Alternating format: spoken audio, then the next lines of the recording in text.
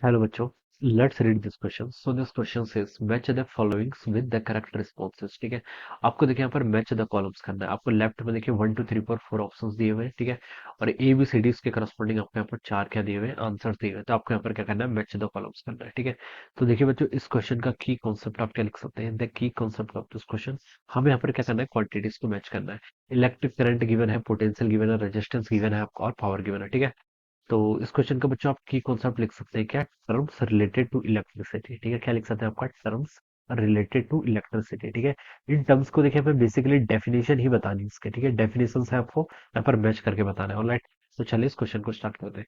सबसे पहले देखिए आपसे बोला गया इलेक्ट्रिक करंट। फर्स्ट में इलेक्ट्रिक करंट देखिए क्या होता है, करंट होता है आपका देखिए रेट ऑफ चार्ज फ्लो। जो आपका चार्ज फ्लो का रेट होता है, कैसे डिफाइन करते हैं, आई इज इक्वल टू होता है आपका क्यू बाई टी। ठीक है, कितना आपका चार्ज फ्लो कर रहा है पर unit time, this is define as current. ये आप क्या होते हैं, आपके करंट के डेफिनेशन होते हैं। ठीक है, तो देखिए इसको अगर यहाँ पर मैच करें तो ए ऑप्शन से तो देखिए मैच नहीं कर रहा है। ठीक है, बी ऑप्शन पे देखिए क्या लिखा है, amount of charge that flows through a area in unit section. ठीक है, तो ये वाला ऑप्शन देखिए करेक्ट आ रहा है, अमाउंट ऑफ चार्ज फ्लो। देखिए क्या आपका क्यू बाई टी यानी कि रेट ऑफ चार्ज फ्लो। ठीक है, रेट क्या होता है आपका, टाइम के रिस्पेक्ट में डिफरेंशिएशन, इसको हम रेट बोलते हैं। ठीक है, तो यहाँ पर amount of charge flow that flows through an area in unit second. तो बच्चों बी वाला ऑप्शन क्या आएगा, इसके करस्पॉन्डिंग आपका बिल्कुल मैच कर रहा है। ठीक है, तो ये आपकी इलेक्ट्रिक करंट की डेफिनेशन रहेगी।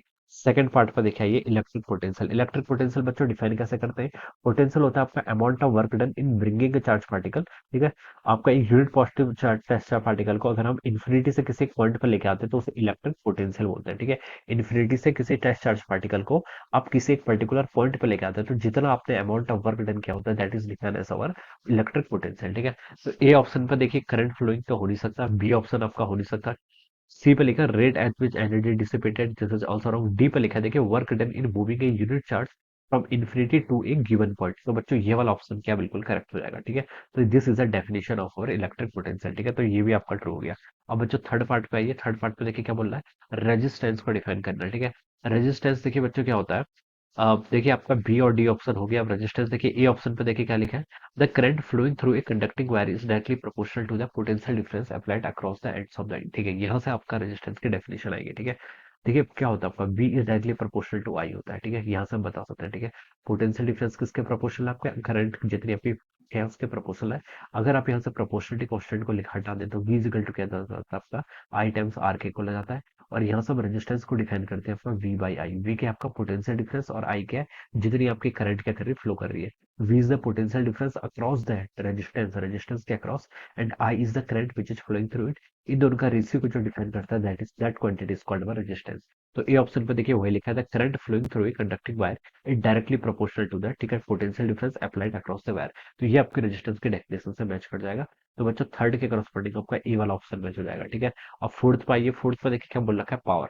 ए हो नहीं सकता है, बी आपका हो नहीं सकता है, डी आपका हो नहीं सकता है। पावर देखिए क्या आपका, रेट ऑफ एनर्जी। ठीक है, पावर को देखिए डिफाइन कैसे करते हैं, पावर होता है आपका वर्क डन पर यूनिट टाइम। ठीक है, जितना आप वर्क डन कर रहे हैं, और वर्क डन देखिए क्या आपका, वर्क और एनर्जी देखिए क्या होता है, हम बता सकते हैं वर्क और एनर्जी यानी कि देखिए आप जितना वर्क डन कर रहे हैं उतनी आपकी क्या हो रही है, आपकी एनर्जी आप क्या कर रहे हैं। देखिए वर्क डन कैसे होता है भाई, अगर आप एनर्जी को डिसिपेट करेंगे तभी आपका वर्क डन हुआ। ठीक है, तो रेट ऑफ एनर्जी डिसिपेट बोल दीजिए या फिर रेट ऑफ डूइंग वर्क, दोनों ही आपकी सेम चीज है। ठीक है, और उसे हम क्या बोलते हैं, आपका पावर से डिफाइन करते हैं।